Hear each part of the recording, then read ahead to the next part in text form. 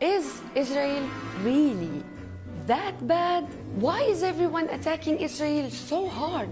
After all, isn't it the only true democracy in the Middle East? I mean, citizens have freedom of speech.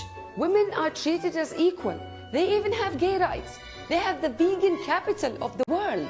So people living in Israel seem to enjoy a pretty comfortable life. So what is the problem? We all know that there was a tiny little bit of issue back in 1948. When Israeli settlers came to a land called Palestine, they were surprised to find that people are already living there. Out of courtesy, of course, these people were politely asked to leave or enjoy a painful death. Nothing new. It's similar to what happened to American Indians when Europeans came to America. However, at some point, Israelis were so polite to offer the Arabs who stayed living in what became now their land a chance to be an Israeli citizen with an Israeli passport. The story of this video begins here with a Palestinian/Israeli/Arab girl. Let's hear from her. Hi, my name is Layla. I'm a simple person. I want simple things out of life.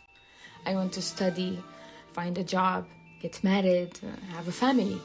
You know, the usual.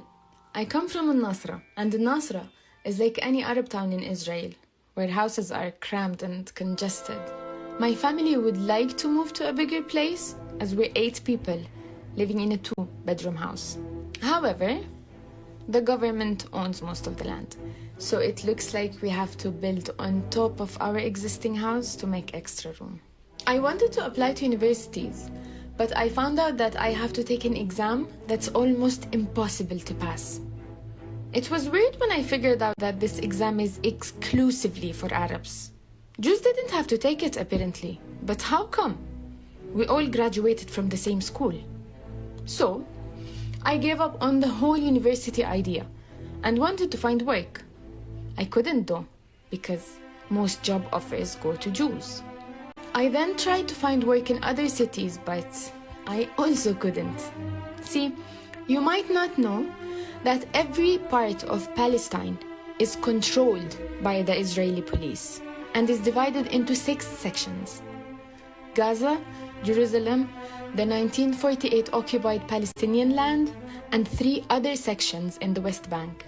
It's almost impossible for an Arab like me to travel from one section to another for work or any other purposes.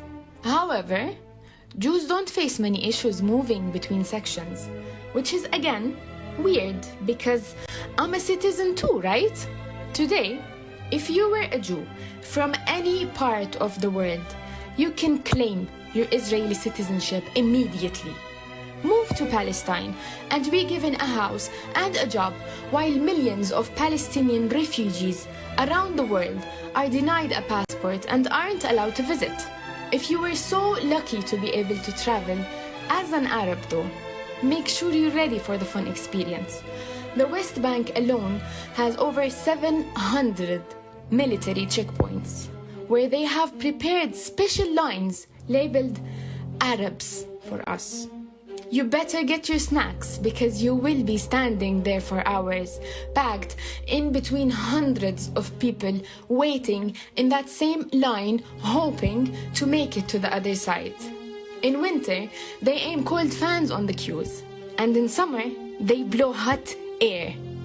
They also have the right to strip you, delay you, or deny your entry without any explanation. I'm a bit lucky though. At least I can travel outside the country. Arabs in the West Bank are not allowed to use Israeli airports. But that's okay. They just have to cross a bridge to Jordan and travel from there, where most countries don't allow them in. It seems that these are not well-known issues to the world. So far, I'm managing. But sometimes I get really scared. You might not know, but soldiers at checkpoints and Israeli settlers have a legal right to shoot any Arab they sense danger from. Many Arabs would feel safer if they had a weapon to protect themselves, but only Jews are allowed to own self-defense weapons. I read once about apartheid in South Africa. I couldn't help but think of how similar my situation is to them. Could Israel be an apartheid state? Well, what is apartheid? Apartheid is an Afrikaans word that means separateness. It describes a state that separates people's residence, work, rights, and laws based on their color, religion, or other elements. For tens of years in South Africa, there were 148 apartheid laws in the country. Blacks and colored majorities suffered a great deal to not be discriminated against just because of their skin color. So what can you do today to free Palestinians from discrimination based on their race? Putting international sanctions on Israel is only the first step into taking real action against the Israeli occupation that has been going on for 73 years. Another huge step is for the Palestinians to unite under a strong leadership. The Palestinians need their own Nelson Mandela. As for you, you can speak up about the truth on social media. You can put pressure on your government to take action. You can boycott Israeli brands. You can be the voice of the oppressed. Salam.